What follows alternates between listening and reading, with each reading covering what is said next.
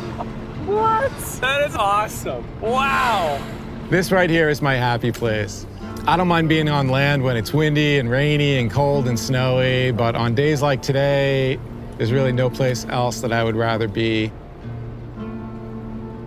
Saltwater's in my blood. My name is Carl LeBou, and I'm the Ocean Program Director for the Nature Conservancy in New York. My name is Stephen Heck.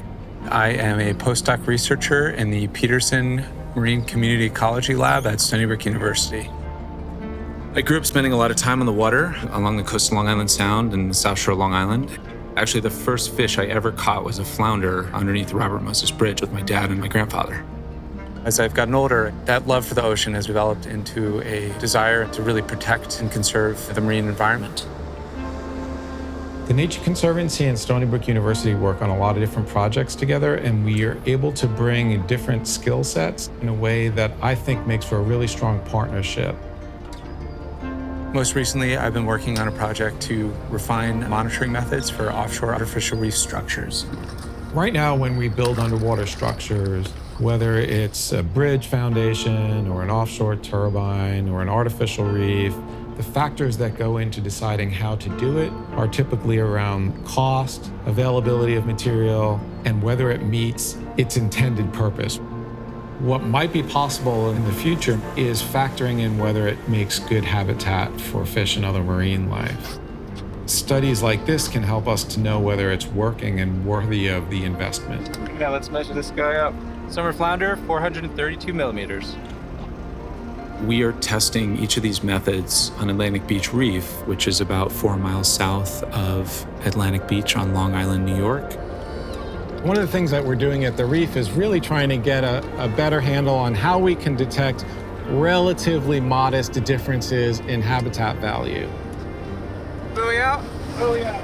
The techniques that we've been using so far really aren't very good at detecting a 20 to 30% difference, and maybe that doesn't sound like much, but if you were making a 20 to 30% return on a bank account, that would seem like a lot, and that can be a lot in terms of the value of marine habitats. Woohoo! Unreal. Strong. 895 millimeters. Ultimately, what we're trying to learn is, are there ways to improve the design of materials that we're putting in the water to make them even better habitat for fish and other marine life? We are all, whether we know it or not, very connected to the ocean. It's a place that brings joy to a lot of people who experience it, but it's also a huge source of food and nourishment and nutrition for people all around the globe.